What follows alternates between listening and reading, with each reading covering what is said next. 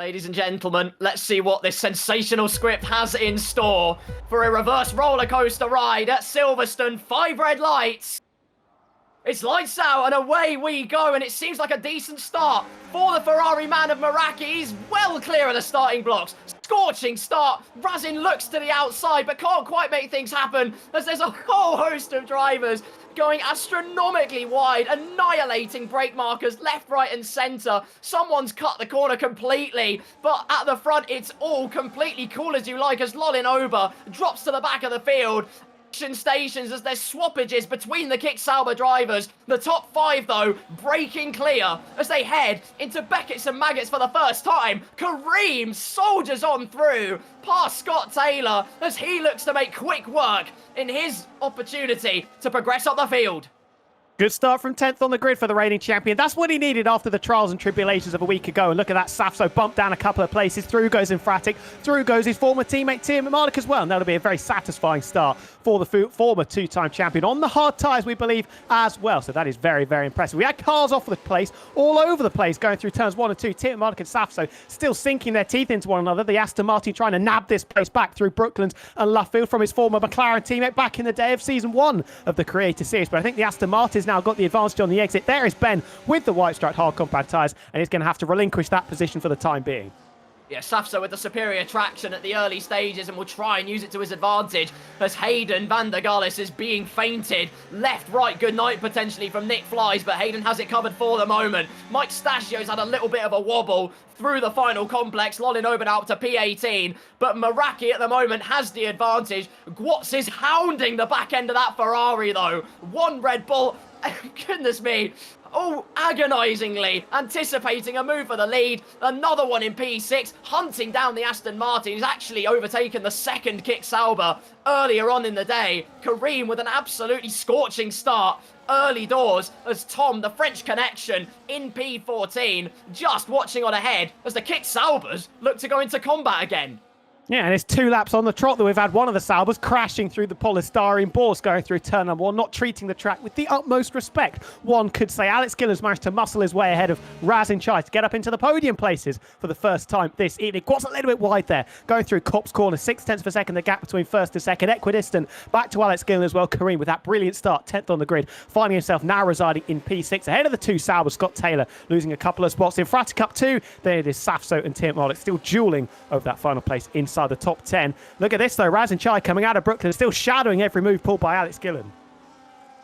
Trying to just anticipate what his next move will be, hunting down his prey, but Gwatz looks to be trying to be the man on the move. All of them feeling the effects of the dirty air though, particularly through the Beckett's, Maggots and Copse section. They just can't quite follow as close as they would have wanted to.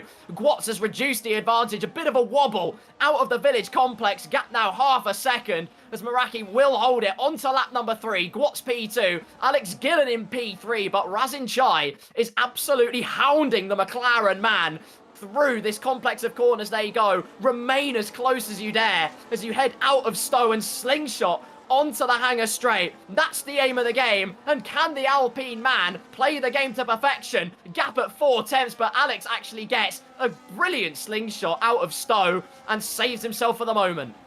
Yeah, Gwat's terrible run coming out of Stowe Corner. Maybe just tap the gravel ever so slightly, which is very easy to do as it just reels you in on the right-hand side. And if you just get the tiniest hint of understeer in your Formula 1 car, you are going to be having a bit of a bumpy ride over the gravel and potentially the serrated curb on the outside also. Following very nicely through Copse Corner. Again, Gwat's a little bit wider coming out of it than the group behind. Alex Gillon, 1.1 seconds off the back of Meraki. We are going to start to see things fan out ever so slightly as the drivers begin to think about their engine temperature, which can very critically cost them just that little bit of straight line speed, make overtaking even harder than it already is. Another critical consideration as well is that line, once you get out of Copse Corner, DRS zone. It's moved, of course, from the Wellington Straight to just after Copse Corner. Potential overtaking opportunity into Luffield. Down this straight, though, where traditionally there would be maximum flappage available to the drivers, they don't have that at their disposal anymore. Razin stalking his prey left, right and centre, but Alex Gillon keeping cool under the pressure at this early stage. Extremely early doors. here at Reverse Silverstone. But nonetheless, everyone just trying to find their feet, getting used to the cars on significantly heavier fuel, and just gauging what the right time will be for their tyre strategy, when they can take the advantage, when saving the battery or deploying the battery might be to their benefit, as taking the narrow line through Stowe Corner, not disrupted by the dirty air, is Razin, again sniffing at the heels of the McLaren ahead, but just not close enough at the moment. He was very close to touching the gravel, though, on the exit, wasn't he? And Scott Taylor, actually, I don't know if you caught it, just in the bottom of shot there coming out of Stowe, did go into the gravel and just leaking a little bit of time to his teammate sat right in front of him. No movements just behind them either, as Razin still very close, shadowing every move once again behind the Papaya McLaren of Alex Gillon. Going defensive potentially into Copse Corner, though that might just be him trying to cool the car and stay out of the turbulent air. What's 0.3 of a second off the back of Meraki, very unstable on the exit of Copse Corner. This time is Razin taking a little bit of an excursion through the grass, and that could open up GB for a potential shout of getting that position. Haydon just saw him sweep round the outside of Tiamat Marduk, who just lost DRS to the cars ahead. Great move from the V-Carb driver. A contactless transaction, and he's well on his way in P11. Of course, won't be under threat with DRS. Someone who is under threat, though, is the French Connection.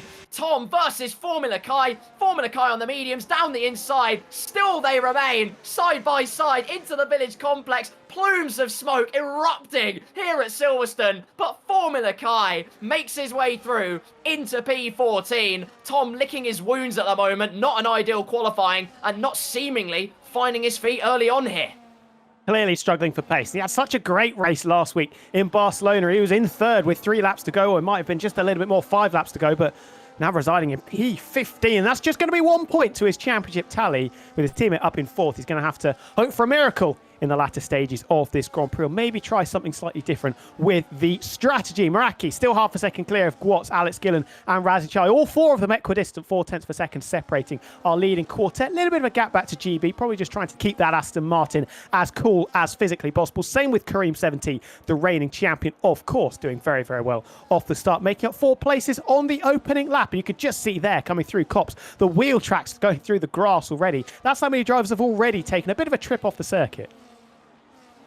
Lap number 5 of this Grand Prix, Reverse Silverstone. At the moment, as things stand at the front, it remains much the same. But Formula Kai is a man on the move again, sweeping round the outside with that extra DRS assistance. Through into P13 now goes the American Dream. And now on the hunt for the Mercedes man of Tiamat Marduk up ahead. Soft still clearly superior in pace, as Tiamat Marduk 1.5 seconds off the back of Haydon Gullis, who has clawed his way back into DRS and is nipping at the heels of Savso, who is dangerously close to losing it. You've got to play that DRS game and just be careful about losing it or staying within it. Someone who has lost it, though, is Scott Taylor, and Fabio could be a man on a mission. Just speaking on Ben, though, I don't think he'll be too concerned by that. Remember, he is on the hard compound tyres. That's a bit of a mistake from Nogueira, going slightly deep into the first start of the Vale chicane. And that might just allow his teammate Scott Taylor to get back within a second of the second kick Sauber in front of him. And that is exactly what has happened. And Fabio will be cursing the existence of Nogueira and that little mistake. Although, just hovering around, can we see the flap open? Yes, it does. It was just hovering around a second. But Scott Taylor going to be counting his lucky stars, but he's going to have to work hard in the second half of this lap to get back within 1 second. On board with the Ferrari man of Fabio through Beckett's and then Maggots, as Tom, the Flying Dutchman, gets past Nick Fly. So a bit of positive reinforcement to the Alpine Aces race. Does make up a position here on lap number 6. Meraki still your leader, though. Gwatz P2, Alex Gillon P3. All basically down to P7, all within DRS. Scott Taylor has once again lost it, unless there's a potentially planned mistake, that's what I'm going to call it for Nogueira's sake, a potentially planned mistake to allow Scott Taylor to stick within DRS range, as the car sticking to the track like glue, and would continue to stick like super glue using sim racing setups. Use the code for a cheeky discount. You know what to do. Kareem's all over the back of GB, though, who locks up, opens the door up for the Red Bull man, switches one way, goes for a second switchback, can't quite pinch the nose through, but now is deploying the battery, hoping to have space left for him on the outside, and sweeping round, still side by side, as he's using every single nanometer of track available to him. Has to concede, though, as GB will sweep through and shut the door as we enter lap number 7. But Kareem's played it smart. All that battling has got GB uncoupled from the DRS train. No love lost between these two either. Did you see just a little bit of a shoulder pass from GB as they came out of the loop at the end of the previous lap? And Kareem's just got to be careful because Nogueira looking pretty menacingly in the rear-view mirrors of that Red Bull Racing car. GB's just going to have to keep calm, make sure the alarm bells don't go off too loudly in his ears with that 1.3 second gap to the quartet in front. If you're Razanchai and Alex Gillon, you're going to be thinking, come on guys, the duo in front, we've got an opportunity to try and run away here. Tim McMarlock on the hard compound tyres, struggling for pace and grip just a little bit, and Formula Kai continuing his assault on trying to charge towards the top 10, relegating the former two-time champion down into an unlucky position number 13. They're going to have a whole host of dirty air coming through the sweeps of Maggots Beckett's Chapel and just there through Copse Corner as well. Tom debating with his chat whether or not to go for a potential undercut here. It could play out in a strategical department here because Meraki at the moment, it looks like Gwatz and Alex Gillon might have the overall pace, but thanks to the dirty air, the Ferrari man being saved at the moment, not to say he doesn't have pace in his own right, he absolutely does, but the dirty air just providing that extra assistance when it is required. The Red Bull man of Gwatz still all over the Ferrari man. He has got that predatorial instinct on tap. Gap now down to 0.3 of a second here on lap number 8, on board with the Red Bull driver. Proclaimed the Oracle on the Halo, but he has to get that move done. Just being disrupted slightly. Will be even more disrupted though as he heads into Stowe. And things just starting to converge a little bit in this leading group of 4 cars. Mistakes are going to be quite costly because of how closely they are following each other. Tim McMarlock saying that soft seemed like a pretty good race tire. We saw that the game was actually recommending a one-stop soft to medium. Look at this, Alex Gillon almost pushing Gwatz into Beckett's, Maggots and Chapel. That feels incredibly weird. I don't think I got it in the right order either, but we're going to go with it anyway. And Gwatz actually repelling the assault from the championship leader and last week's race winner just in front of him. Still equidistant, first to second, second to third, and Razanchai just dropping back a little bit through the sweeps of Maggots, Beckett's and Chapel. If you thought normal commentary was a commentator's nightmare, you have no idea, ladies and gentlemen. Potential for Luffield to dish out a potential overtaking opportunity. Meraki goes defensive. Gwatz tries to hold it round the outside, can't quite make it work. Trying to set himself up out of Brooklands, just gets the apex a bit too late, washes out with the understeer and has to remain in P2 for the time being. The opportunities are opening up though. Cracks are forming in the lead driver's resistance and a lock-up into the village complex. Gwatz is a man on a mission, just like we saw in Spain. Has the overall pace, ended up P6 in the end, so fair play to him, but he'll be absolutely ecstatic with the fact that he is remaining in this lead battle, that he can keep the consistency, and there is all the potential to sweep on into the lead. There is 100% in a battle in the second chasing group of cars. Scott Taylor now 2.5 seconds off the back of his teammate. Infratic is going to be absolutely desperate to try and get ahead of this Kick Sauber and rejoin the leading group of 7 that have broken away ever so slightly and try and repeat the incredible feat of picking up his second Creator Series podium 1 week ago. Just struggling with the turbulence and the dirty air going through Stowe Corner, and that might just put pay to his chances of making a move up the inside or indeed around the outside of Scott Taylor at the end of this DRS straight, the hanger straight. And look at him closing very, very much over the rear end of the Kick Sauber, unable to make that move work. He's got Safso to deal with. Also, Nick Fly is dropping down the place. Scotty Designs, by the way, picking up position number 16 with Pundu next on the hit list to try and relegate that second McLaren down to position 18. And then there is a 13-second gap back to the Burnley Jack Brabham. Bratin resumes battle then with Alex Gillon, potentially going to try and make a move on the McLaren man. Again, it doesn't work. Fabio's got his man, though. Had the battery saved up, deployed it to perfection, and he's through into P8 at the moment. Just keeping ahead of Scott Taylor, gets the prime exit. Now Scott has to deal with the pain and shame of the dirty air here on lap number 9, almost into double figures already in this reverse race extravaganza. Safso licking his lips in P10 though, because Scott is sliding absolutely everywhere, just losing a bit of composure, and the Aston Martin man, believe us, he won't need a second invitation. Just shaking the rear end of that Kick Sauber in the face of Safso in the battle for 9th and 10th. I'm not sure if you saw Safso darted over to the inside, coming up towards Aintree Corner it was at the end of the Wellington Straight. Just maybe trying to spook Scott Taylor off the circuit ever so slightly and try and force his way through. That wasn't successful, but look at him. How close is he coming out of the Vale chicane? Can he stay this close, though, through Stowe Corner in reverse, of course? Got to be careful of the gravel on the right-hand side. It's Scott Taylor that's running ever so wide. Has he managed to keep his foot planted to the floor of the Sauber? Can Safso get a run coming up towards the start of Maggots Beckett's and Chapel? He's gaining all the time, but he's not going to be gaining quite enough. And for the time being, at least Safso having to remain in position number 10. But oh my goodness me, he gets unstable over the curbs.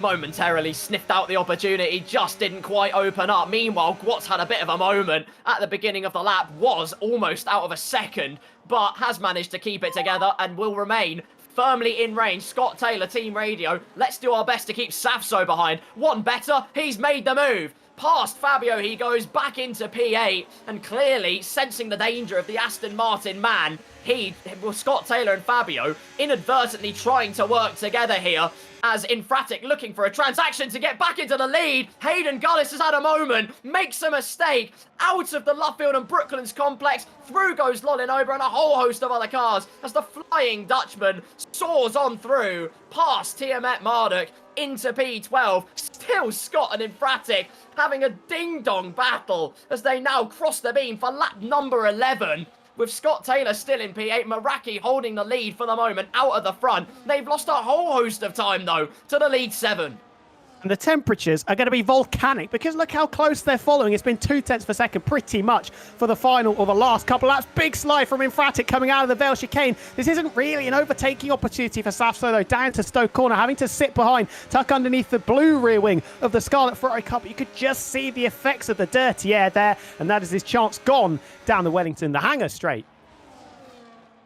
Honestly, it's just confusion and conundrums. Formula Kai's on the move though. Past Safso he goes. So Scott Taylor made it his mission to try and repel the offence of Sasso. Well, guess what? Formula Kai's entered the fray to make things just a little bit more complex and conundrumous. Through Copse Corner they go. Tiamat Marduk past the Flying Dutchman he goes as the Aussie Ace moves up into P12. The Hards potentially coming into a little bit of a realm of their own here on lap number 11. Still the front 7 streaking clear as Formula Kai, who we are just looking up with a beautiful helicopter shot, out of Brooklands, looking to try and size up a move on the Ferrari man ahead.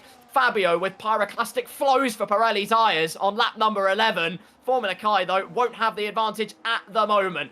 Still, this lead 7 are streaking away. 4 seconds ahead now, 4.5 seconds ahead of Scott Taylor and Fabio, and that's all they need to do. Not fight too hard, make their race that much more advantageous. Well, we do have to start asking the question now, what are the conditions of these red strap soft compound tyres? Meraki has been allowed the opportunity, courtesy of that brilliant qualifying lap. He's had absolutely no dirty air at all, so he can manage the pace and he can pretty much do what he likes. I can tell you that he very much likes what he is doing. But what are the front tyres in particular? This used to be known back in the olden days of the F1 games as the front left Grand Prix, because that front left tyre would absolutely explode, especially in the middle sector. Now that switches to the front right tyre, which I think are going to be A, getting pretty hot, and B, pretty worn at this stage of the stint. Look at this, Formula Kai still on the move and in the groove. He's going to try and dance around the outside of Infratic. Doesn't even need the braking zone, and he's pushed the Ferrari down to P10. Happy hunting ground for the Haas man into the Chapel, Beckett and Maggots and Cops complex. Honestly, answers on a postcard because my brain can't keep up. But Formula Kai up into P9. Of course, the mediums coming into a realm of their own as well. And one of the brave few who made alternate calls last time out in Spain, who I have no doubt would have been a strong contender for a potential win. Unfortunately, safety cars put pay to that. But again, on the harder compound, on the medium tyres, and with Scott Taylor looking vulnerable up ahead, Formula Kai, the ball's in his court here for a very strong result. 100%. And if it wasn't for that poor qualifying performance, I would be very, very sure that he'd be in that leading group of 7, make it a leading group of 8 and closing all the time up to the back of Scott Taylor, of course. No DRS this time going down the Wellington straight. It is instead down the Hamilton straight. Is diving off into the pits. That is GB68, the first of the front runners to blink and throw the undercut punch. Is anybody going to follow on the next lap?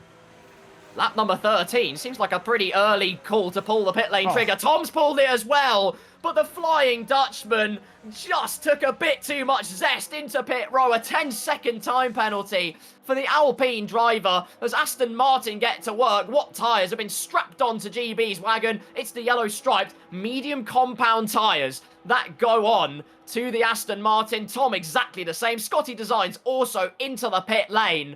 And now what was a front 7 battle turns into a front 6. And look at how slow that pit lane exit is as well. GB saying, come on, get on with it. Get this limiter off and get me up to full speed, charging down towards Stoke Corner. 12.5 seconds off the back of Nick Fly's lovely little bit of clean air that he can drive into. Tom, with that penalty, has just handicapped himself ever so slightly for this second stint. Got Vizor in front of him, the Burnley Jack Brabham, of course, as we have been calling him. Jumping back on ball as well with the Season 1 champion still mired in the midfield position, number 10. And he's got his former teammate, Tim and Monaco, has just cruised up to the back of this little train of cars with 2 V-carbs in hot pursuit also. Yeah, soft tyres absolutely plummeting, sinking like a brick in terms of overall pure pace and panache. And now the likes of Tiamat Marduk and Formula Kai, against those on the older softs, are reaping the rewards. Infratic still struggling with those soft tyres, and Safso, again, all over the back of the Ferrari man. Takes that tighter line in that first part of the complex, flows it in wide as Gwatz will cross the line. The gear is in as well, and it's another 10-second time penalty as the driver's clearly not used to the fact the pit lane is in reverse. They just can't keep it together. Fabio, for his race, though, does keep it together, so good news for him. Gwatz, though, with a little bit of a moment, and Alex Gillon all over the rear of the Red Bull. Nick Fly's 10-second penalty for speeding in the pits. They're picking them up like they're going out of fashion. I think we're going to be seeing a lot of them in the remaining 38 laps or so of this Grand Prix. Still very staccato out in front. That top 4 has stayed the same and in the same order since the end of lap number 1. But it's Kareem 70, the reigning champion that's just been biding his time, now has a free shot, a free swing at the group in front. Look at this, though. Tom on the new tyres, just dangling the nose of that Alpine down the inside of Vizor. And the Williams eventually getting out of it, realising that is not his fight as Tom the Bomb is up into P15. But of course, with that 10-second penalty looming over his head. And there is Fabio emerging just behind the Williams. And he's going to be charging after him very, very surely. Indeed, potentially passing him down into Beckett's, Maggots and Chapel. That's not the right order. Commentator's nightmare, like I said so many times tonight. Infratic moves, breezes past the Williams of Vizor, up into P16. Meanwhile, Razin and Gillon run it back once again, looking for moves. It's the Alpine man, Alex, taking a defensive line into the right-hander. Potential for a sensational switchback, but Gillon has it covered every day of the week. As we're going to head onto lap number 15, do any more of the leading train, pull the pit lane trigger? That's the question. We'll have the answers in a moment. No, they don't. Top 5 stay put for the time being. Just keeping a close eye on Formula Kai's progress as well. 6.1 seconds the gap as into the pits comes Scott Taylor. No 10-second time penalty for him. Absolutely ideal news for the Scotsman. And look at the battle between 7th and 8th now. Safso has dropped 1.6 seconds to Formula Kai, who's on the medium tyres, let's not forget, and they're going to be in pretty decent condition compared to the softs. And Ben is going to be absolutely itching, scratching to get past Safso now. Season 1 champion versus the 2-time Creator Series champion. 2 of the OGs of this fantastic series going to be having it out very, very shortly. Is Infratic? No, he's left the session. He's going to have to get back in ASAP because that is going to cost him, what, 3 or 4 seconds a lap with how slow the AI can be. Absolute disaster for the Ferrari faithful. One fighting at the front, the other one down in the doldrums. Fabio quickly rejoins to regain control of the prancing horse. Tiamat Marduk down the inside in reverse. Contact made onto the grass. Goes Safso. Ben does have the DRS though, so he will streak clear in front. And look who else is going to take advantage. Lolling over down the inside of Safso. Just can't keep it on the racing line. Haydon Gullis sniffs blood in the water as well, and like a great white shark, snapping at the heels of the Aston Martin man. Ailing all the while, but can't quite make anything of it. Tiamat Marduk now up into P7. So what was the pain station early on? He's now reaping the rewards of the harder compound. Still, the front 5 staying put, or do they? Do I eat my words? No, I don't for the time being. Front 5 still remain out here on lap 16. What about the group behind? Infratic is back in the session, which is an absolute delight to see. I don't think he's lost too much. He's still in touching distance of Scott Taylor and Tom the Bomb. As you can see, Lolling over just getting out of the dirty air of Tim Marduk in front. And now we can see what the true pace of the hard tyres are after 16 laps. 2 seconds to Formula Kai in front of us. That is a bit of a mistake from Scott Taylor. Infratic stirring straight back into the thick of it. But Scott Taylor with that mistake just almost bulking Fabio ever so slightly and now leaking just a little bit more time on the exit. Hearing that Razin's tyres are already at 50% on lap number 16, so they've just got to play it a little bit careful at this stage, but lap number 16 at 50%, easily the opportunity to take those softs to lap number 20 and slap on the mediums for the rest of the race. In other good news, Fabio's got control of his car again. Great news for him, and so back on track is the Ferrari man. We are about a third of the way through this race. Meraki has led from the lights, and Gwatz has been all the while looking for a potential move, but nothing has manufactured itself at this stage. In fact, they're pretty much the only drivers not to have moved positions in this race, whether that be pit stops or otherwise. Alex Gillon made the move on Razin early on. Kareem has been a man possessed, particularly at the start, which I'm sure we'll soon see. But we're waiting to see who will pull the pit lane trigger next, because the undercut, as we've seen last round and this round so far, has been supremely strong. Yeah, GB's tracking very nicely. He's considerably quicker than this leading quintet, and I would not be surprised if he has a sizable lead by the time the leading group of 5 decided it's time to get shot of these tyres and put on a brand new set of boots. And Tim Marnik, the pace is just really not there. He's lost 7 tenths to Formula Kai in the last couple of laps, and Lolinoba smelling a potential opportunity to get ahead of the former 2-time champion. Just looking a little bit unstable potentially there through Club Corner is Tim Marnik in the Mercedes. A long way to go, of course, if there is a safety car. Ben's going to be right in the thick of this and very much back in the game. He's 7 seconds, 8 seconds off the back of the leading group. That won't concern him too much at this stage, but he's going to have to try and find some pace somewhere or play the strategy game to get back into true contention. A lot of people's pit windows opening up at the rapid rate of knots, one of which is Gwatz, who we are just overseeing with this airborne camera through Copse Corner. They go once again, using all of the track, every single one of the drivers, whether that's down to dirty air or not, we don't care. They are pushing it to the absolute limit and beyond, particularly in the Red Bull man's case, who has had to stare at the back of that Scuderia Ferrari HP car and look for higher powers of his own to try and usurp him. Nothing has presented itself, though, at this stage, but still early doors. It's okay at the moment. GB saying pace is good on those new tyres as he tries to track down Punju and clear some more of the traffic. And now I think we're just starting to see the divergence in the strategies. GB surely got to be on 2-stop with how early he came into the pits. Maybe the top 5, all of them going for the 1-stop. And this is Gwatz peeling off into the pits, the first of the Red Bull cars to bite the bullet. Oh my goodness me, he looks the rears into the pit lane. Very lucky that the game resets him. He doesn't have his front left tyre thrown off the car and into the stands on the left-hand side as he clattered into the Armco barrier. That's going to cost him, what, a second and a half, 2, maybe 3 seconds. So a little bit of a brown pants moment there for the driver that was running in second position. Haydon Gullis into the pit lane as well to get rid of his soft tyres. Well, that was almost triple trouble for Gwatz there. I'm surprised, for one, that he managed to spin it like that, to be honest. Well, I'm not really, because the pit lane is an unknown in its own entity. But the fact his front wing wasn't damaged, and also the fact he didn't get a time penalty as sizing up the inside line was Vizet on Nick Flies. Tried to make it work through the left-hander, but Nick Flies barges him out, elbows out from the McLaren man. And so they carry on their lines of CQC. Now it's a top 4 battle as Lolinoba is looking at the rear end of that Mercedes on those hard compound tyres and still sizing up the opportunity. Tim Marnik not making the most of the pace of that harder compound. Lolly, of course, on those mediums though, and still proving that they have phenomenal pace. Yeah, and I don't think it's the fact that Ben's slow. I think Kai in particular in front of him is just very quick. That gap was nearly 6 seconds when Kai got ahead of Ben, ahead of Sasso, and that little group of cars, the second pack, once Scott Taylor peeled off into the pits. Just got it under 5 seconds, hovering around 5.0 there, 4.9. So his pace is looking strong on those mediums. Still a lot of life left in them. They're clearly a decent race tyre along with the soft. The hards, I just think, seemingly are the worst race tyre that you want to be on. And Razin Chai was fully locked up, but that was not enough to slam the anchors on. Another 10-second penalty handed out for a driver that's just a little bit too ambitious down pit road and couldn't quite get the limiter on quick enough.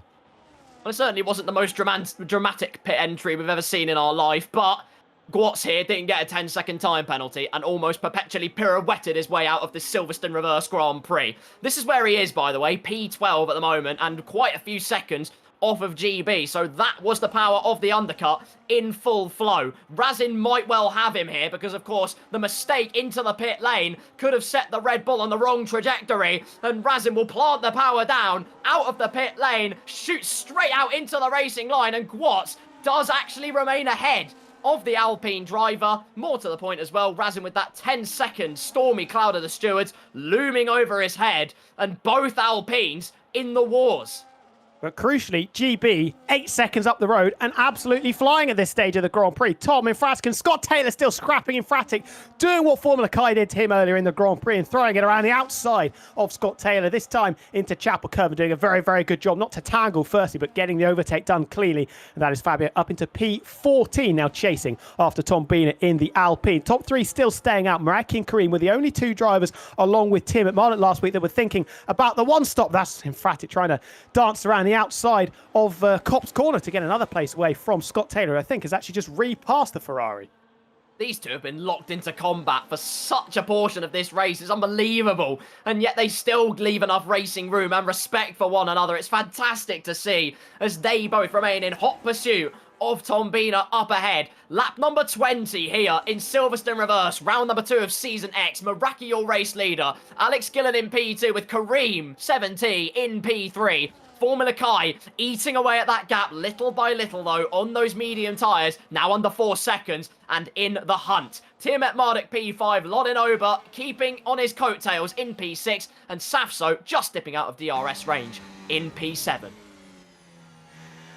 So just trying to think about the strategy that's going on. GB definitely going for a two-stop. Look at the grip there. The Lolinoba through Magus Beckers and Chapel, and suddenly from about half a second behind Tim Malik was almost sniffing the rear diffuser of that Silver Arrow, but not going to be able to make a move up the inside or around the outside of Copse Corner, just having to knock it down a couple of cogs and sit in position number 6 for the time being. Here are Gwatz and Raz, and you would imagine they're going to be trying to work together to try and arrest the slump, because GB is 8 seconds up the road and still absolutely flying. He's caught up to the back of Punji, but are Gwatson and Razin, are they going to be on a one-stop? Have they pitted too early to try and extend these tyres to the end of the Grand Prix? Is it going to be a two-stop for them? Are they on the same strategy as GB? And if they are, that's an 8-second deficit they're going to have to try and overcome. Yeah, cards on the table, possibly try to force the hand of Meraki, Alex Gillon and Kareem to see if they would follow them in as well, but not to be. The front three remain steadfast and out on the track on lap number 21. Lolin Ober still hanging on to Tiamat Marduk, and you do wonder who has the better overall pace at this stage, because they're pretty even Stevens at the moment, as GB's battle with Punju comes to a premature end. And congratulations, Punju, you're not awarded a 10-second time penalty today, and neither was Mike Stachio, so well done you. GB, though, now 6.5 seconds off of his teammate, as Gwatz and Razin, of course, move up inheriting positions from pit lane Punju. Into P10 goes the Red Bull driver, but Razin, with those fresher tyres, doesn't want to wait around. He's sizing up a move left, right and centre. Speaking of sizing up moves, Alex Gillon is on the prowl. These soft tyres are going to be struggling, though. 21 laps they're going to have done on the red struck tyres. They're going to be absolutely baking, with Formula Kai still closing that gap. 3.7 seconds now off the back of Kareem, and Ben catching them as well. He's losing time to Formula Kai, but still gaining on this leading trio. Was over 8 seconds, now under 7 seconds, the gap between himself and his main rival. So just bear that in mind. Ben is definitely not out of this race, especially if he is on a one-stop. And he'll be on the faster tyres, remember, in the second stint of this Grand Prix. Alex Gillon, not with a particularly good run coming out of Luffield and Brooklands. And that means, for the time being, he's just going to have to cool his assault on Meraki in front. Razin, meanwhile, has got ahead of Gwatz. Into P10 goes the Alpine driver, and in the other realms, they're trying to chase one Kick Sauber. The other Kick Sauber has got Tom Bina in his crosshairs and looking to snipe his way on through. Kareem and Alex go through because Meraki, our race leader for this entire contest so far, pulls into pit row. So the Ferrari man finally makes his move, but the question is, does he remain ahead of the likes of Razin and Gwatz? Well, that is going to be a very interesting question, as will be the question, what tyres does he come out of the pits on? Yellow flag has waved. We've got a Mercedes, I think, facing the wrong way, coming through the Vale chicane. Razin with the fastest lap. I'm not sure what quite went on there. I think it might have been Mike Stachio getting out of the way. Meraki has emerged from the pits. He's been spat out of the pits behind Razin and Gwatz. What's the delta? I think it's actually quite sizable, because through goes Tom as well, is he? That's an absolutely humongous delta. That's absolutely unbelievable. Out of the pit lane comes Meraki, manages to slot out just ahead of Tom Bina. 5 seconds worth of a gap to try and muscle through for the Ferrari driver. And Alex and Kareem now have the chance to play DRS swaps all the way through here on lap number 22. Still Kai closing down, still Ben closing down, and Lolinoba closing down. GB, though, is eroding that gap all the while on his potential two-stop, now down to 6 seconds. And all the while, there's so many different dynamics going on. You've got this lead duo. When do they pull the pit lane trigger? Formula Kai chasing them down. Tiamat Marduk in P4 also chasing them down. Potentially whispers of Alex Gillon pulling into the pit lane. Pulls out to the left. And yes, the McLaren man goes in, as does Kareem 70. Both of them pulling the pit lane trigger. 1 lap after Meraki. It'll be interesting to see where they end up out of all this. 100%, but the strategy game is really starting to develop now, isn't it? Are Razin and Gwat's going to be on the 2-stop? Jake is definitely on a 1-stop, along with the likes of Ben, Formula Kai, Lolinoba, and Alex Gillon and Kareem 70. Where they come out of the pits is going to be fascinating. Fastest lap of the race for Gwat's. These two working together very, very nicely indeed. Here's Tom dancing around the final corner. Jake is a long way back from the drivers that he needs to be in contention with. Kareem on the medium tyres. I imagine that Alex Gillon doing something very similar. It's such a long pit exit, so it's so difficult to see when they're going to emerge. There's Tom coming through the Vale chicane. There's the flash of Papaya as Alex Gillon comes through. He's not just behind Tom, he's behind Scott Taylor and potentially in Fratic as well. Will Fabio try and throw it around the outside? But I think he may have got a little bit greedy there, just dripping a wheel into the gravel, and through goes Kareem for good measure as well. Through like a cruise missile goes the Red Bull driver, Alex and co. at the end of this train, but now it's all the hard work to do. Pit stops being played out, still Kai and Tiamat Marduk to go. There's a yellow flag though, as it looks like a Williams has had a bit of a moment. Punju in the gravel, but still facing the right way. Lap number 23 of this race. Pit stops being played out, but plenty of moments that we might well have missed. Let's head over to Clipbook Corner. Alex, what have you got for us? Well, I've got quite a few, but we'll go through just a few because there's been such excitement on the track. This was Haydon a bit earlier on. We wondered exactly what happened to cause his spin, and I can tell you that the tyres were struggling at this point because he dropped it in 4th gear, somehow held it, and Ben just missing it because it could have been catastrophic for both their races. But luckily for Haydon, he managed to hold it. Now, this was I was going to say a brilliant pass from Ben. I don't know if it was brilliant. He did apologise to Safso for it. Going into Cops Corner, he conks the curb on the left-hand side and basically bashes Safso off the circuit. But he did make the move stick, and those hard tyres at the moment not working out very well for Ben. And then just going through to Gwat's here, who we wanted to see what happened to him going into the pit lane.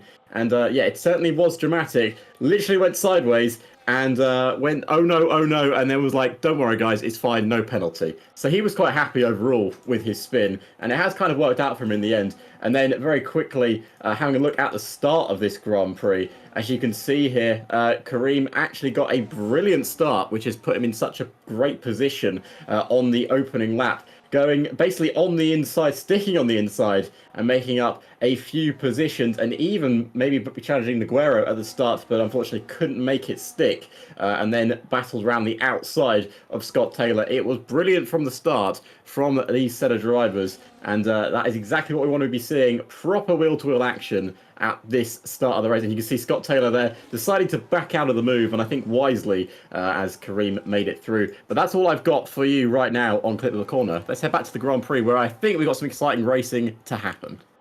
Sensational stuff. Thank you, Analysis Alex, for all of the wonderful insight. Scott Taylor's under pressure, though, from Kareem 70. Does he leave the space? Tries to chop across, but that Red Bull man says, I'm coming through. Hell or high water. Looks to the outside of the left-hander. Does Scott leave the space? Does Kareem find the traction? You bet he does. Through he goes, past the Sauber driver. Alex Gillon's already made his way through to the front of this train. But look at the gap. 3.2 seconds to Meraki. He himself has got 4 seconds to Razin and Gwat's. And this race, as we head to the halfway stage, you better believe it, is far from over.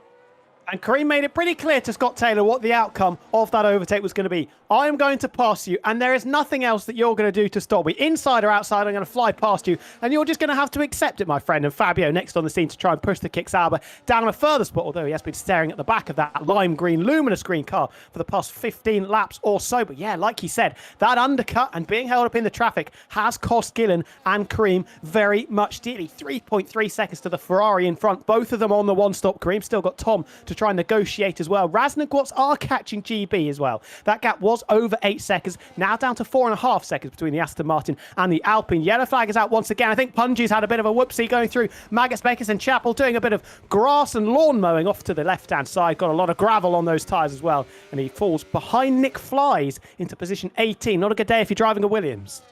Swimming through the sandbox is Punju, but luckily for him, keeps it in the right direction and carries on his merry way. We have entered the fulcrum point of this Silverstone reverse race here in Season X. And of course, we have a new race leader, courtesy of all the pit cars. Formula Kai now leads proceedings in the Haas car. Tiamat Marduk P2, Lolin Ober just remaining within touching distance of DRS, but now the Haas just starting to find the ascendancy at this halfway stage. GB's done incredible work though, has got that gap underneath 3 seconds, has got Nogueira within half a second of him, but GB's progress has been absolutely unbelievable, but of course, still has that potential second pit stop looming over his head. I would change potential to definite second pit stop because he came in very early. What was it, maybe lap 11 or 12 that he got shot of those soft tyres? So he cannot stretch those, 40 laps, 13 laps he's been on them. Did 13 laps on his first set of tyres as well. Lovely bit of symmetry there halfway through the Grand Prix as things stand. Formula Kai still leading the way. Ben has just started to stem the flow a little bit. That gap has stabilised at 3.5 seconds. The hard tyres, you would imagine, are going to be coming into their own, but Lolinoba's still very close to the back of the two-time former champion. So maybe the pace just isn't quite there for Ben, as we saw a week ago. Wasn't quite on the same level as the likes of Gillon, Kareem, Meraki, Gwatz, Razin and co, but obviously still managed to finish in second place. Did very, very well with the strategy out of it. GB, like you said, 2 seconds now off the back of Lolino, but I think he's going to be having Gwatz and Razin Chai arriving in his mirrors very, very shortly because they are absolutely rapid. For DB's sake, I hope he's a Pirelli physiotherapist, because you're quite right. He's going to have a tall order to make the one-stop work, if he indeed is. Lolin Ober, though, is into the pit lane, off the medium tyres at the halfway stage of this race. And now the big question, what on earth does he do for tyres in the rest of this race? Meraki with the fastest lap of the race at this stage, a 1 minute 29.6, as he looks to hunt down the Alpine and the Red Bull, as he's in a Red Bull sandwich at the moment, albeit with extra French team and Italian team fillings.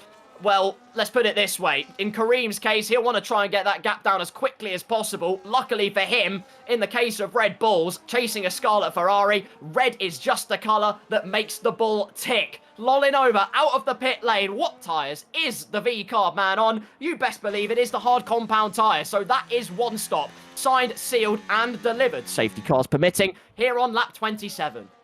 If he does get a safety car, I think he might be barking as we saw a few times in the previous season, because that will have absolutely killed his chances of getting a very decent result. And from third down to P16. As we say that, the yellow flags are flying. I think it may have been Fabio having a bit of a mistake there, going through Maggots, Beckett and Chapel, although it might be a Mercedes of Mike Stasio getting out of the way once again. We cut live when it is the Silver Arrow, just letting a few drivers pass. So crisis averted if you are Safso or Lolanoba, who have been down pit road in the not too recent past.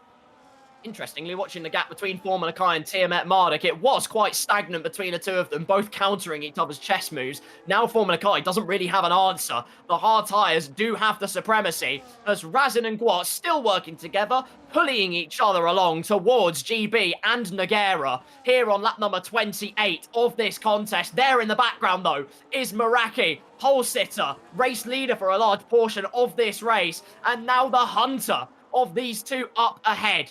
Gillon and Tom actually remaining brilliantly within DRS range of Alex Gillon. Kareem doesn't have an answer at the moment against the Alpine driver.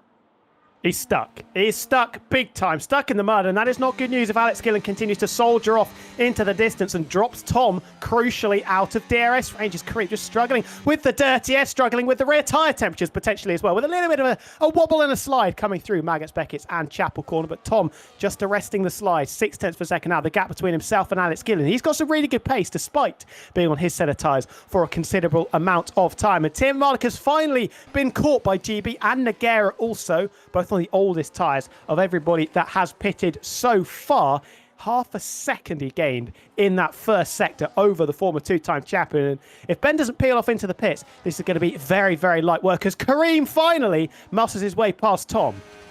Good stuff, the Red Bull man. It was imperative he made it, and he made it stick. So fair play to him. GB locking up, providing sympathetic smoke clouds for the Mercedes man up ahead as well. But just darting in and out of the slipstream, looking for any overtaking opportunity. Ben, though, will remain the big old barricade that he desires to be as we head on to lap number 29. The Aston Martin man almost pushing the Mercedes car through this first complex of corners, but Tiamat Marduk keeping it cool, keeping it composed at this stage, and Kareem obviously with the fastest lap of the race. Now he's managed to clear Tom, And Scott Taylor pulls into the pit lane. Yellow flag in Sector 3, though, as again, I think that's Mike Stachio getting out of the way of a bunch of cars, which he diligently does. GB, does he make the move on Tiamat Marduk into the Beckett's Maggots complex, sweeping down the inside, but already with the marvellous momentum as Nogueira goes for a lawn mowing trip. Not ideal in the context of his race, even less ideal because Razin has put himself in DRS range. Boss is there as well. Everybody's converging on each other. Ben, the choo-choo train drive, allowing everybody to close up, and GB is not going to be very happy at the existence of this slightly annoying Australian sat in front of him. He's going to try and chuck it around the outside into Luffield corner. It will turn to the inside, potentially for Brooklands, but is he going to have to switch back? He's going this way and that. What way is he going to go? Tiamat Marduk holding the middle of the circuit, as he tends to do, defending absolutely brilliantly and not allowing his rival in attack any inch whatsoever. No DRS down the Wellington straight as there would be in the correct direction. Now sailing up the inside. Is there enough space down into Woodcote corner? And I think the Aston Martin's just got it done. Ben still there on the inside. He's not going to give this one up. And GB having to relinquish it. Ben not troubling the apex one bit, but for the moment he repels the assault. Shoulder barge there from the Mercedes man, who has perfectly poised and positioned his car with his defensive duty. Out of this race goes Punju, though, and it's a virtual safety car at the moment. We'll see if it's upgraded to a full course caution, but for the leaders, they've all passed the pit lane. Any opportunity that they might have had to make a pit stop as Tom goes in, oh no, it's another 10-second time penalty, and there's the yellow dot. It is indeed a full safety car here on lap number 30. Tiamat Marduk, the safety car whisperer, he'll be absolutely delighted. He can make his one and only pit stop, chuck on a set of maybe the medium tyres. They're probably going to be in the best shape come the end of lap number 52, and he can hold some very decent track position. Gwatz, Razin, Nogueira, GB, Formula Kai, all of them going to be charging into the pits. What on earth has gone on here? We've got about 9 cars separated by not a lot of track space. I think there may have been some illegal overtake shenanigans going on as the safety car peeled out of the pits. These 10-second penalties for Nogueira and Razin in particular are going to be very, very costly indeed. I think that is the Bernie Brabham of Visa that is just ahead of the leading group, making sure he doesn't get lapped by this this collection of cars coming through Maggots, Beckett's and Chapel Corner. Well, that got spicy for a moment, didn't it? And once again, plays into the hands perfectly for Formula Kai and Tiamat Marduk, who now get a free pit stop, are brought firmly and safely out of trouble, and will get those fresh tyres on. And I've absolutely no doubt at all will be P1 and P2 in this Creator Series X round number 2 around Silverstone in reverse. The floodgates have opened.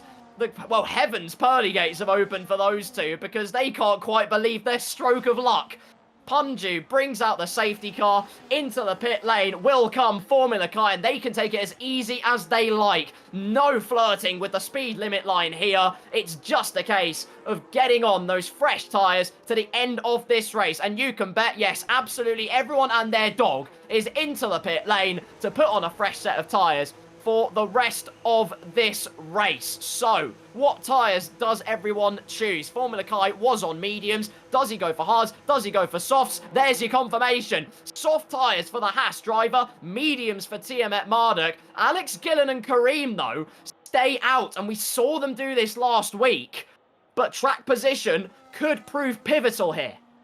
Johnny Designs, by the way, has stayed out as well, and he's going to find himself with a bit of a nosebleed up in P5 at the moment. Lolanob, we say to be cursing the existence of a safety car. Well, that is exactly what has gone on there. He finds himself in P7, but on the hard tyres, everybody else on brand new softs and or mediums lined up behind him. Safsa as well on 9-lap-old hard tyres. But Alex Gillon, I don't think he'll be too concerned about this. He's got the track position. We saw that it was difficult to overtake in that opening stint. And a week ago, remember back to it in Barcelona, he was on considerably older tyres than everybody behind him, in particular Tiamat Marduk, who chucked on a brand new set of the soft compound tyres, and his riposte was so good that it continued to hold him in the lead of the race.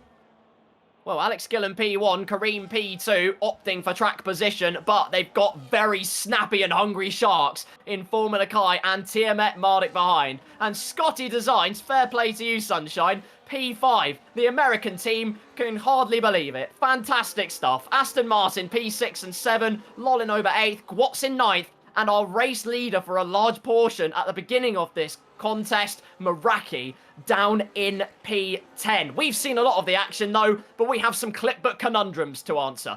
Over to analysis, Alex. What have you got for us? A few things to go through. Now, first of all, I want to say I don't have a clip for this, but the reason why we saw that big pile up of cars down, the hangar straight, was basically GB was going to get a penalty if the lap car didn't go back past him, but the lap car was trying to let them through, but he wasn't going off circuit to let them through. So that was where the confusion was coming from. And GB on stream was, let's say, trying to hurry him up a little bit. He didn't want to get caught out because of the safety car was out.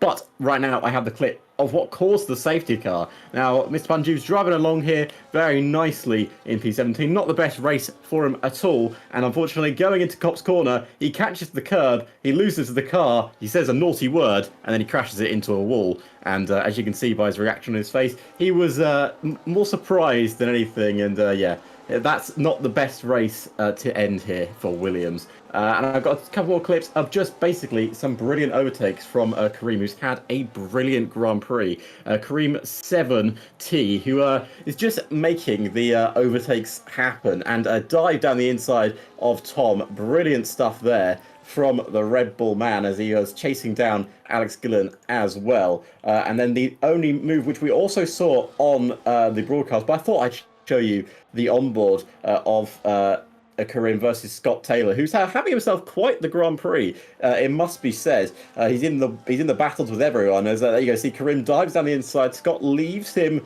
the room, and then Kareem will fire it back around the outside, where Scott tries to run him out of road, but leaves enough racing room, and Kareem does make it stick. He is driving fantastically so far. Those are all the clips I have for you. The safety car, I'm sure, will be in this lap, and are we going to have a brilliant restart here?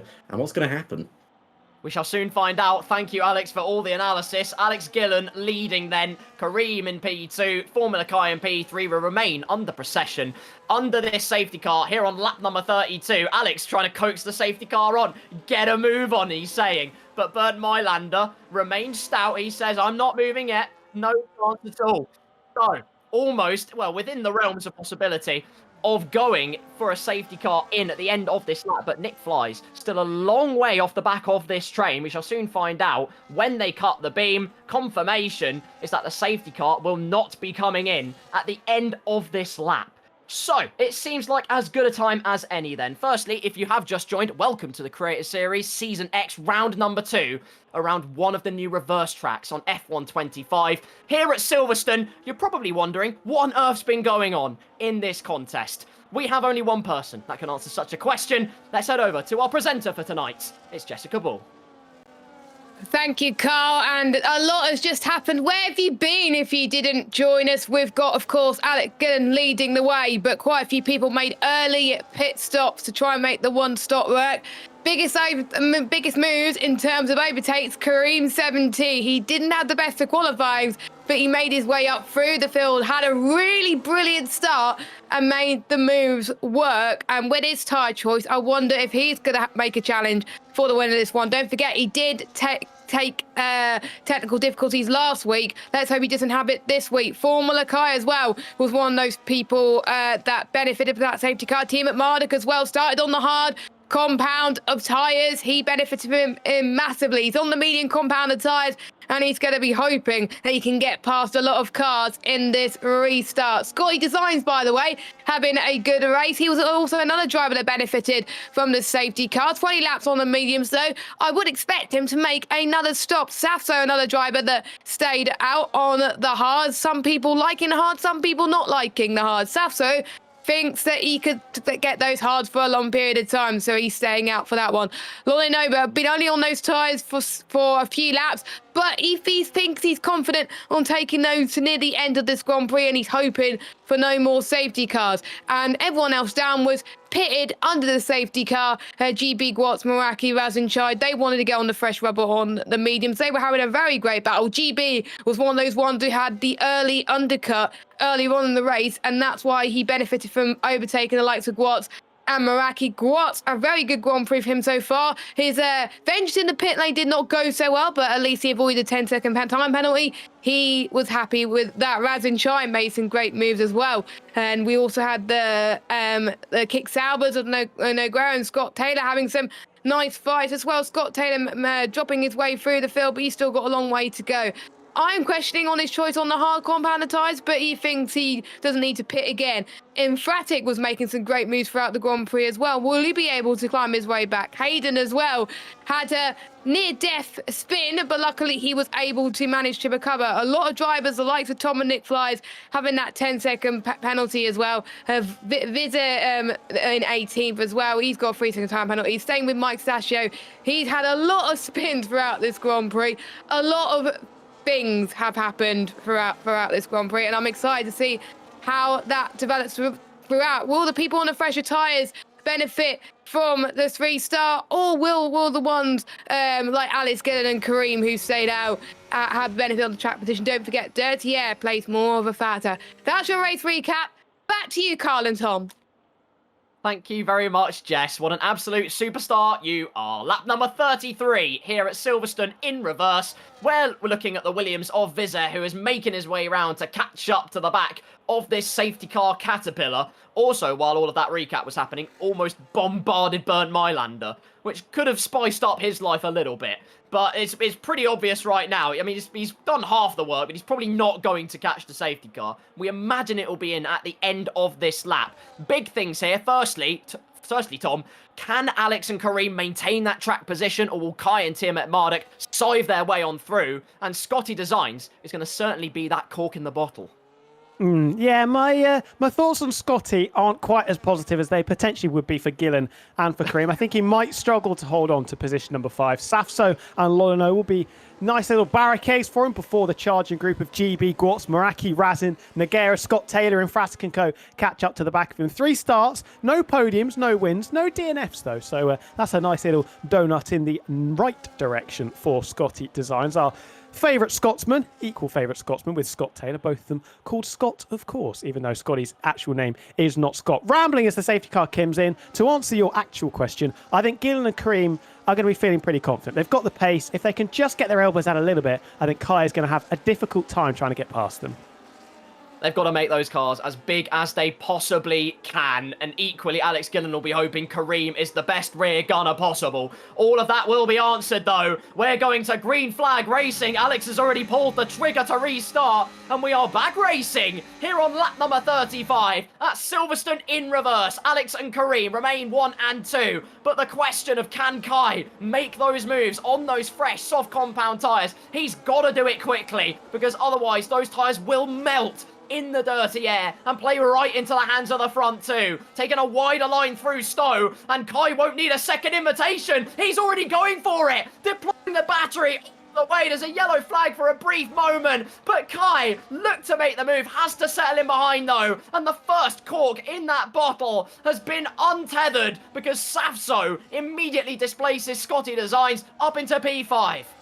Look at the breaks that have already formed. 2 seconds between Ben and Safso. 1.1 seconds between Lolly and GB, although I expect that gap to close up. If this leading group of 4 are smart, they can work with each other and guarantee themselves a worse finish at position number 4. Now, I don't know if they're going to think like that, of course, but there is an opportunity there. Lolanoba throws that RB down the inside of Scotty Designs. Going to turn to the outside, but I think he's going to get the move done before we even reach Brooklyn's corner, and that is position number 6 back for Lolanoba. Essential overtakes left, right and centre. Lolanoba doing exactly what he needs to do. GB will be the next hungry customer to gobble up the Haas driver as we head into the village complex. Infratic through against Scott Taylor though. They can't be uncoupled from one another. They have been stuck to each other like super glue since the early stanzas. A supreme slingshot out of the village complex and through into P7 goes GB. Gwatz is next to usurp the Haas driver. Alex and Kareem remain line astern in P1 and 2. Kai will have a second bite of the cherry, and with DRS assistance at his disposal. Tiamat Marduk just hanging back a little bit here, just with a bucket of popcorn to wait for some chaos to unfold. Notification on the right-hand side, by the way. Intentional DNFs, intentional safety cars, disallowed next lap. Oh, look at how close Kai is to Kareem, how close Kareem was to Gillon as well. Everybody separated by, what was that, less than 0.2 of a second through the first part of Chapel, and still glued to the rear end of the Red Bull is Formula Kai. When you think about maybe making the move into Copse Corner, shapes over to the left-hand side, but doesn't want to entangle himself like Ben and Safso did a few laps ago, but still ever so close coming out of Copse Corner and down into Woodcote and Luffield. Maybe there's an opportunity to try and send it up the inside. Scotty Designs has lost out to GB. It's actually Kareem on the move. Is he in the groove? Switching to the inside. I think there was a little bit of contact there. Potentially just got a bit of a love tap from the rear thanks to Formula Kai in the Haas. And that puts paid to his assault on Alex Gillon for the time being at least. No stranger to an aggressive move is Formula Kai, and looking to try and make ends meet against the Red Bull driver. Not going to happen though. Razin remains in P10 because behind they are coasting their way past Scotty Designs, who's now down to P12. Contact though. That's been up in it, and Meraki goes through on the inside. Double trouble for the V-Carb and the Red Bull man. And Meraki, the man on the move. Lap number 37, we've crossed the beam at the end of this lap. Of course, intentional safety cars are done and dusted. Gwatz looks to the outside, end of this lap. Gwatz round the outside, trying to look past Meraki. Not going to happen though. And Alex Gillon and Kareem doing exactly what they need to do, holding that track position. What has GB got left in his locker, though? He's going to be 4 seconds off the back of Ben. Still ever so close. The leading group of 3 with Tim Malik holding his distance. There is the team game between the two green machines. GB up to 5th ahead of Safso. Still getting stuck in is Lolanober after that contact with GB at the end of the lap. He's going to be red hot up in the ears. And he's emphatic trying to swing it around the outside, but the space is not there. And the door is slammed in his face. And Fabio having to hold firm in 12th for the time being. Everyone remaining in hot pursuit of one another as Kai looks to the inside. Kareem has no choice but to defend. Manages to stick to the inside. Nogueira, though, breezes past Razin Chai up into P9. Goes the kick Sauber driver. And, well, it's all action here at Reverse Silverstone. Scott Taylor versus Haydon Gullis. Tom looking to make it 3 wide. Can't make it happen. Nick flies on the inside, snapping at his heels as there's a 4-way scrap for P14 in this race. Down the inside goes Haydon Gullis, and through he goes into P14. Fantastic stuff from the V-Carb man, and looking round the outside, Tom actually diving down the inside, and then Nick flies going round the outside of Scott Taylor. So what looked to be an advantageous set of moves is triple trouble for the Kick Sauber man. And wasn't it all looking so rosy about 30 laps ago when he was comfortably inside the top 10? It's just unravelled for Scott Taylor, hasn't it, in the recent few laps? The safety car not helping him either, and now down in P17. His chances of getting points with a 3-second penalty also not looking particularly good. GB has taken a second out of the leading quartet on the previous lap, though. Kareem holding his distance back from Alex Gillon. That gap was out to 0.8 of a second, now down to half a second with the DRS down the hanger straight. And Formula Kai still very menacingly in the rearview mirrors of that Red Bull racing car. The reigning champion, and then the runner-up from the season before, half a second further back and just getting out of the turbulent air. Once again, Formula Kai keeping those soft tyres cool, which is going to be absolutely critical to his chances. Yellow flag out once again. I think it's potentially a Williams. Yes, it's Vizza, the Burnley Jack Brabham doing a few donuts coming through the Vale chicane. Not ideal for Vizard. Didn't manage to catch up to the back of the safety car train and is now having moments and conundrums of his own. Meraki and Safso, though, go into combat. Round the outside. Sweeps the Ferrari man. Fantastic stuff. But Safso has the optimal exit, will burn that battery, remain on the inside line, but can't quite keep up the fight. Meraki does chop across. Does Safso try and dive it? He shows the nose as much as he can, but Meraki has it done and dusted. Gwatz now next up with Aston Martin in his reticule, ready to take any shot at an overtake. Still the front two remain stout as GB sets the fastest lap. 1:29.0 as Gwatz burns the electrical energy. Down the inside goes the Red Bull driver. They remain side by side. Through the right, then the left. What is now a left and a right because my brain's getting confused. What will now be Stowe Corner, and Gwatz will slot ahead in that Red Bull car up into P7. Very important overtake because you can see from GB, these guys on the fresher tyres do have the pace over the leading group of 4. Nogueira trying to help himself as well down the inside into Chapel. Sasso having to wave the white flag, and through goes the Portuguese driver in the Kick Sauber. 8th position now for the lime green Nogueira, with his teammates still down in 16th, but at least he's flying the flag very nicely. And Razin finally through also. He came a cropper at the pit stops. Remember, had that 10-second penalty that he had to serve for speeding in the pits. He was ahead of Gwatz, now down a couple of places behind him. Yeah, they've managed to clear all of that, which is great news for them. The Flying Scotsmen, meanwhile, it's not a glittering display, unfortunately. 16th and 17th at the moment, but still very much in this race. Another yellow flag for the Williams of Vizor for a brief moment as Haydon Gullis looks to switch one way, looks to switch the other way, and Aston Martin, though, with issues. Safso going slow on the Wellington straight, and Nick Flies snapping at his heels furiously, looking for moves left, right, and centre, but nothing will present itself. Lolin Ober has Infratic in his crosshairs, though. Less than half a second between them for a brief moment, although an essentially good exit from the Ferrari man will put him out of harm's way for the moment. Kareem just getting a bit more cozy with Alex Gillon here on lap number 40 as we are winding down to this closing stage. Safso is in the pit lane, though, to get off those hard compound tyres. And again, not the optimal run out of Stowe corner, but with that DRS, Kai is powerless to try and move on through. I just question whether this is the right strategy from Formula Kai. He's sat at pretty much 2 or 3 tenths of a second off the back of Kareem since the restart. Those soft tyres and the engine critically as well, going to be absolutely roasting following that closely in the turbulent air. And those tyres may start to degrade earlier than he would like. And that could see him drop out of contention when, realistically, on those brand new softs, he should have been the favourite once the restart started. GB with some team radio, he's saying, let's reel him in, come on. He's reeling him in at a rapid rate of knots, now just teetering over 1.5 seconds for the Aston Martin driver as he looks to couple on to this set of DRS cars. Gwatz all over the back of Meraki, won't have DRS assistance, of course, down the Wellington straight, but all the while making his presence known and looming large in the mirrors of the Italian stallion up ahead. About to cross the beam for lap number 41, and Alex and Kareem with that track position looking to have played a blinder as Gwatz takes a narrow line to try and make moves. Kareem, though, is putting the pressure on Alex Gillon. But a party of 4 out in front. They're going to get a +1 because look at the gap back to GB. 1.1 seconds with the pace that he's got. He is most certainly going to get some DRS. In fact, now as he goes under a second, under 9 tenths of a second, in fact, as well. And this is now a party of 5 battling for the win. Meraki 3 seconds back. Can they work together to try and overcome the delta that they need to catch up and get themselves back into contention? That's going to be interesting to see. But at the moment, at least, GB still very much in with a shout. But it's Alex Gillon who has been very, very composed out in front, trying to repeat the feat that was 1 week ago in Barcelona. Absolutely, what a feat it would be as well to start the season off with 2 wins in a row. I'm checking through statistics to see if anybody else has actually managed to achieve the feat in Creator Series, winning the first 2 races of the season. I'll get back to you all on that one. GB, though, coupling himself to this train, and Kai has gone out of DRS range for a brief moment. He's just beginning to suffer a little bit on those softer tyres, or perhaps looking for a strategic advantage as there's moves going on here, though. Lolin Ober looking to the outside of Infratic, who repels the charge of the V-Carb driver. Tom will take the narrower line, has the good exit, will burn the battery and dart to the inside. And Lolin Ober could be about to lose another position here, as holding it to the inside, they just leave enough racing room. And just later on the brakes is Tom Biener as he scythes on through into P11. Still plenty of pickings to go on as Meraki and Gwatz have closed up half a second on this lap.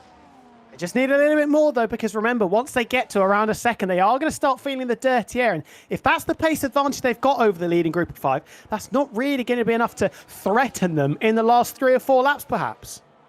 Amazing how much we're going to talk about dirty air, but it is really the crucial factor in this contest, as they're all at the mercy of the pace of Alex Gillon. Kareem closing in all the while, looking for a potential move under 2 tenths, but just not close enough. Perhaps he's biding his time as well, potentially assessing Alex's strengths and weaknesses, looking to pinpoint them down to the last letter of detail. As Tom up into P10, Lolin Ober's had a big moment, down to P13 he goes, beneath his teammate, Mr. Haydon Gullis, who moves up into P12. The lean, clean machine coupling onto the DRS of Tom and Infratic up ahead. Kareem, though, now really snapping at the heels of Alex Gillon, taking that narrow line through Brooklands to give himself any form of clean air possible. Of course, it's not just tyres he has to worry about, it's engine temperature he has to worry about. He needs all the performance he can possibly muster up.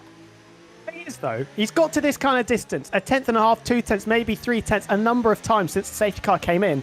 Hasn't really done anything to worry Alex Gillon. We've seen no time that he's got close enough to actually think about a move. Maybe try to spook Alex Gillon into a little bit of a mistake. So thus far, the Papaya McLaren looking very, very composed, very comfortable in the lead of this race. It's going to be Kareem that has the worst tyres, of course, grappling through the dirty air. Formula Kai's just dropped off a little bit as well. I think those softs will be subpar after doing 12 laps. Glued to the back of Kareem in front of him. And then we need to see what Tierman Martin's made of. We haven't spoken about him too much since the safety car came in, but very subdued, it has to be said. Is this now his time to try and join this party? Keep an eye on him, keep an eye on GB, keep an eye on Meraki and Gwat's behind as they've gone another chomp of time. Sunk their teeth into that gap just a little bit more. Now 2.5 seconds between them and even more cars joining this DRS train. Potentially 9 cars in the running for the potential lead of this race. But Alex has got it completely under control at the moment. Kareem probably just needs another 10th or 2 attempts to properly challenge the McLaren man. Again, shows the nose to the inside. Won't deter Alex off the racing line. Contact though. GB looks for the move down the inside and nerves his way through past Tiamat Marduk, and there might well be damage on the Aston Martin car. We can't tell from the helicopter shot. Yes, we can. Right front end plate is gone on the Aston Martin driver's car. An absolute cruise missile moment on lap 43. Oh, talk about a sucker punch to the solar plexus for both drivers involved. Ben, an innocent bystander, having his chances of winning this race absolutely thrown in the nearest skip that he can find. And GB dirty air plus half a front wing. He's going to be grappling for front end grip. Can he get back into the 1 second window? Going to be a tall order, but he is gaining time in the final sector. And as we cut the beam, start lap number 44, he is just dabbling under 1 second into the car in front. Can't imagine Tiamat Marduk's going to be very happy about it, or whatever the case. Well, Tiamat Marduk's going wide anyway. We're hearing that Ben caused it. I'm sure we'll be able to find out exactly what happened on that occasion. GB, though, just trying to remain in DRS range. Tiamat Marduk, in this case, the potential perpetrator, as we shall soon see in Clipbook Corner, I have no doubt. It does mean, though, that Meraki and Gwatz are firmly in DRS range, and Kai has just began to pile on the pressure that little bit more, and got lots of electrical energy to play with.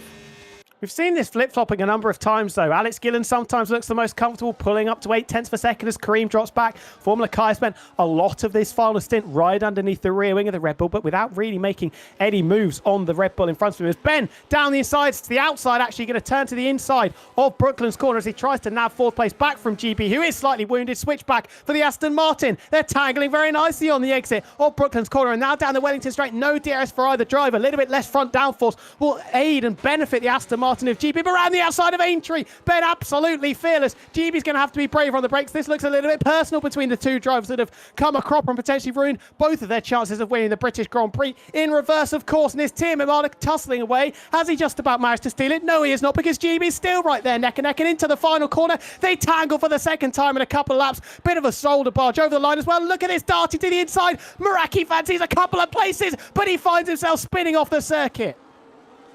That was... I can't even begin to comprehend exactly what on earth happened there. Meraki now drops down to P8. Gwat's now in P6. GB, I apologise firmly for saying that potentially you nerfed into Ben. That's clearly not what happened. But I take it back and award you with adulation, because what racing you gave us. But powerless to resist, though, against the Red Bull of Gwat's, who will breeze through into P5. Here at Silverstone in reverse. Yellow flag in Sector 3 as a Mercedes going slow. Mike Stachio again getting out of the way of some cars, or potentially with a moment. Whatever the case, though, here on lap number 45, we are really ticking down the clock here. Time running out for anyone to overthrow Alex Gillon, as through goes Nogueira on GB, through goes Meraki on GB, and the sinking feeling will well and truly be setting in. Yeah, he went rallying on the exit of Cops, and that's how he lost the places to Nogueira, and back through going Meraki. And Gwat's nearly sorted himself going through Magus, Bakers and Chapel, was almost perpendicular to the apex of the corner, finding himself very, very much sideways. Kareem looking very, very menacing behind Alex Gillon. Formula Kai might be dropping out of the DRS race. There's more contact. Who would have thought this? Alex Gillon coming over. Kareem was very much there. And I think we're saying, Alex, mate, what was that? That looked a little bit strange. Maybe a bit of a miscommunication. All's well that ends well, though, as the McLaren holds onto the lead of the Grand Prix. But maybe a bit of fireworks between this duo for the first time. All the time you have to leave a space. That is the golden rule. Kareem with absolutely no battery to play with, though. That was the make or break opportunity. Thought he sized up a switchback, but Alex Gillon cuts across, and all momentum compromised, and Kai now licking his lips as well, potentially, because if they continue that potential run of form, he's going to be all over it. Again looming large in DRS range. It's Razin, though, all over the back of GB. Dealing with that front wing damage, who will try and make his way through. Again, Kareem repels the assault of Formula Kai and trying every trick in the book to make his way through against Alex Gillon. One Red Bull chasing a Papaya Pro, the other one has got a silver arrow in his sights. And a former Papaya Pro as well. Ben, don't think he has any wing damage, but just struggling a little bit for pace. Quartz looking very, very racy, moving over, having to go defensive through Woodcote. Is he trying to switch to the inside? A late dummy sold by Quartz. It's the Quartz classic as he dives down the inside of left field corner. Going to turn to the outside of Brooklands unless he goes for another switchback. GB battling away with Razinchar as well. He does go for the dart back underneath, and he's going to get a fantastic exit. And the former two-time champion simply has no answer. Ever so slightly wide, and that was the only invitation Gwatz needed. First class, gold stamp, thank you very much, up into P4, and has got limited time now to get onto this front train, with Alex still in the lead of it. Still conducting the charge round Silverstone in reverse. Kareem, with the potential opportunity on the last lap, just now has to, spare his blushes for one, although not really, because Alex cut across. And that was the end of that particular opportunity. Now he's got to recharge his battery, regroup, and potentially go again in a few laps' time. Nogueira getting closer and closer to Meraki, meanwhile, potentially still recomposing himself after that moment just a few laps ago. Wow, this has suddenly turned the heater all the way up to 11, hasn't it? GB had a DRS range to the group in front, although he might just have that rear wing flap open, clinging on to the coattails of Nogueira in position number 7. Big gap back to Tom, though, in P10, who's battling away with Infratic and the two V-Cub cars in the low reaches of the points-paying positions. Razin's just been balked a little bit by this. He should be up there with Gwatz and Meraki. Just been stalled after that 10-second penalty. He hasn't been able to make the progress since the safety car came in, and that's really been what's held him back and ruined his chances of getting on the podium, you would say.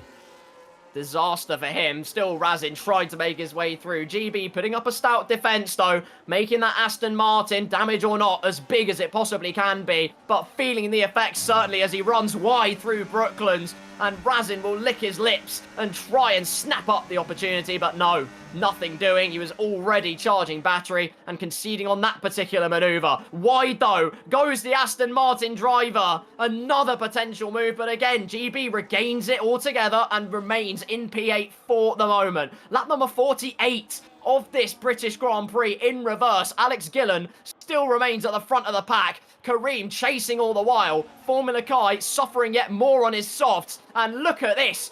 7 cars now in the lead train.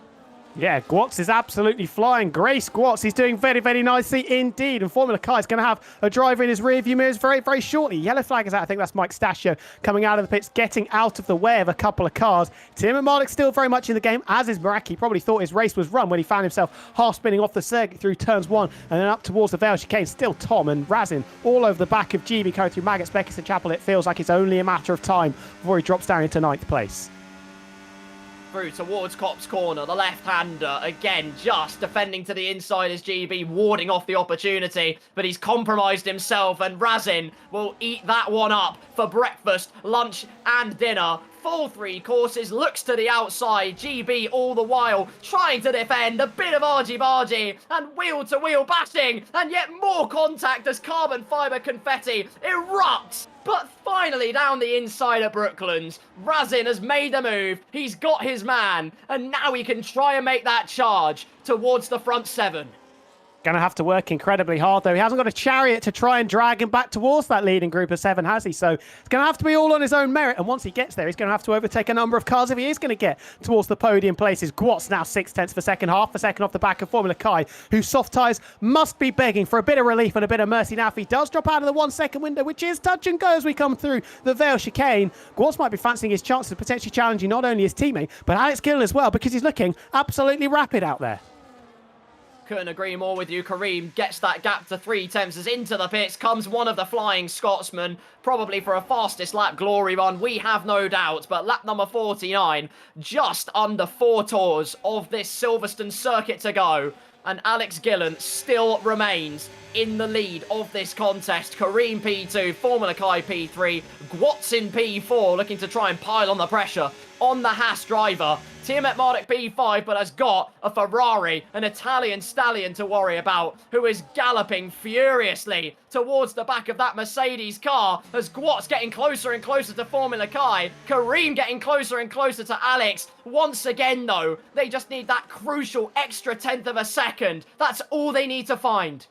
These Red Bulls are charging now, aren't they? Making a late run come the end of the Grand Prix. This is the closest that Kareem has been for an extended period of time to the back of the Papaya McLaren car. The car that he won his championship in, remember, back in season number 9. Gwatz being showered with some tyre smoke from Formula Car in front of him as he locks those soft tyres down into the loop, and through entry we go. It is still the Red Bull tucked up underneath the rear wing of the Haas. Tim Martin doesn't really look to have the pace at this stage either. Meraki looking pretty close behind him and, well, has made a few shapes in a couple of overtaking manoeuvres as Kareem pulling out of the dirty air. 3 laps to go. It's anyone's game. Absolutely. Lap number 50. Anyone that's in the chat, put your predictions in. Who's going to take this one? Will it be Alex? Will it be Kareem? Another yellow flag, though, as one of the V-Carbs, lolling over, off. Well off course, and Nick Fly sweeps on through for P13. Razin has a 3-second time penalty as he tries to make up for lost time and regain the time to this DRS train. It's not going to happen, though. On board with the Red Bull driver of Gwatz, who has looked phenomenally pacey and imperious almost all weekend, but not to be. The dirty air doing everything it needs to do to assist the man at the very front. Mr. Alex Gillon, and especially this man Formula Kai, as wide goes Gwatz, flirting with a spot of lawn mowing, as they're all going to try and try every single trick in the book as time is trickling away. He tried to carry as much speed through Copse as was physically possible, and then just went slightly over that bar to see if he could get any closer to Formula Kai, but just with that little bit of a wobble, holding him back at 4 tenths per second. Tim Marduk still very much there, a further 4 tenths per second back, but Meraki 2 tenths per second behind him. A tenth and a half is the gap. Alex Gillon having to go defensive for the first time in a number of laps. Kareem is all over the back of the pie. McLaren going left, going right. Is Alex going to give him the space on the outside where he's just got the traction to hold on for the time being? And Gwatz trying to do a similar thing on the back of Formula Kai. Red Bulls are on the charge, absolutely, but they've only got 2 laps to properly make ends meet. Less than a tenth of a second as Kareem shapes up the move. Alex Gillon shuts the door, though, covers the inside line, takes it narrow, though, through this first complex, and Kareem has got an almighty run. Just under 3 tenths of a second. He needs to keep it there if he's to actually try and make a move on the McLaren. Man, dirty air kicks in. Up to half a second it goes, and that could be the opportunity. Slipping through his fingers once again. Alex Gillon, though, not bulletproof. Mistakes being made as he defends and just takes himself slightly wide. And Kareem looking to pounce at every single possible moment. But he has got Formula Kai still behind him, who's kept his softs in check. He himself is being pushed through Copse by Gwatz behind. He did a big Red Bull sandwich here, but Gwatz, I think he's just recharging, going down the straight through Woodcote. It's Formula Kai that's putting Kareem under pressure, but look at the closing speed he had with the DRS. He's not going to get it, of course, down the Wellington straight, but if he can try and get as close as he possibly can, that's what Gwatz was trying to do on the exit of Luffield Corner and into Brooklands. 4.5 tenths, 5 tenths the margin. For the time being, I think Alex Gillon is going to be safe, but still a lap to go. Absolutely, Kareem just looking at every possible morsel of an avenue, but it's not going to open up at the moment. He has one more tour of the Silverstone circuit to try and get his first race win of the season, to stop Alex Gillon from doing the double and winning 2 races in a row to kickstart F1 25 in fine fashion. DRS will be open come the hangar straight, but Kareem's got to set himself up in the best possible way. Not quite got it, but through the right-hander, just can't quite get the exit. Stowe Corner is going to be absolutely paramount. You feel like he's missed his opportunity, hasn't he? A couple of laps ago when he was right underneath the Papaya rear wing of Alex Gillon. He's dropping time. 6 tenths of a second coming out of Stowe Corner. And Alex Gillon, is it going to be deja vu from a week ago where he held off charging cars from behind with older tyres? Obviously, Kareem on the same age of tyres, but Kai hasn't been able to come through. Ben's had contact with a couple of drivers, locking his rears a few laps ago and ending the chances of GB going down to Luffield Corner as they come up towards Copse. It's still 6 tenths of a second. Alex Gillon, has he got this in the bag? Quite possibly, through Cop's corner they went, 6/10 the gap, it's not gonna quite happen for Kareem 7T. Alex Gillon will still have it covered again, feinting the nose aggressively to the inside with predatorial instinct, but it won't throw Alex Gillon off piste. And underneath the Pirelli sponsorship, through the Wellington Straight, only one other driver as there's a whole host of cars battling. Gwatz with a moment out of the Luffield Brooklands complex. Tiamat Marder with a 3-second time penalty down the inside to displace the Red Bull man and send him onto the grass. But the only other person to win the first 2 races of the season is the man of the moment, the McLaren man, and Alex Gillon amazingly wins at Silverstone in reverse to kickstart his season with absolute perfection. Kareem, Kai and all the rest pushed it to the absolute limit, tried to force the errors, but nothing doing.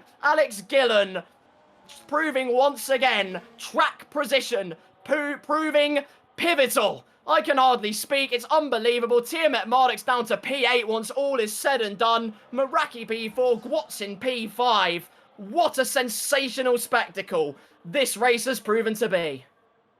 Alex Gillon, same trick, striking twice, holding off Kareem. It was Ben a week ago. It's the reigning champion this time, and he picks up back-to-back wins. What a start to the season this has been from the Season 2 champion, trying to become the second driver to double up, of course, in the Creator Series. Scotty Designs, by the way, is going to come home in position number 18. Gwatz, I feel like he let go of a position there, got into a bit of an ego battle with Tiamat Marduk. He got squeezed off the circuit, and that allowed Meraki to sweep on past and pick up that 4th position. Could Scotty get the fastest lap on this final turn? It's currently going to Scott Taylor in P16, a 27.9. He's on the he was on the medium tyres though, the kicks out, but Scotty, of course, on the red straps off. So we wait for this to come through. Ben dropping behind GB. I think the Aston Martin driver, after the contact they had, will probably feel that is just desserts, as I don't think he got it, missed out by a 1/10 of a second. He tried, and we commend him for trying, but Scott Taylor does indeed keep fastest lap firmly in his clutches. Well, there you go, ladies and gentlemen. A humdinger and havoc-wreaking race here at Silverstone in reverse, but only one man can stand on the top step. Only one proved pivotal today, and track position again tremendously puts Alex Gillon with another win here in Creator Series, another win on F1 25, 2 wins on the bounce for the McLaren man as we get a nice garage shot. Didn't need the podium anyway. Oh my goodness me, Haydon's got it Come on. again. Who's he paid to get this cleanest driver? I mean, I just cannot believe it. He's going to absolutely love that, isn't he, Haydon Gullis? Picking up his 2nd point in 2 races for the cleanest driver, and he picked up a nice couple of points as well, finishing inside the top 15. Lolin Obermost overtakes. He was in the walls a little bit, wasn't he, having to come through. But Alex Gillon, 4th on the grid, started 5th a week ago, but it's the same result, P number 1 with Kareem coming from 10th to finish 2nd. And Formula Kai, with the strategy, he got it absolutely right to get himself on the podium. Meraki, Gwatz and Nagera probably feeling a little bit hard done by through the safety car, and GB and Tiamat Marduk. There'll be some stern words, I think, between the pair of them, but GB, like I said, will probably feel that it's deserved that he ended up ahead of Ben at the end of the Grand Prix. The 2 Alpines rounding out the top 10. In fact, it just missing out.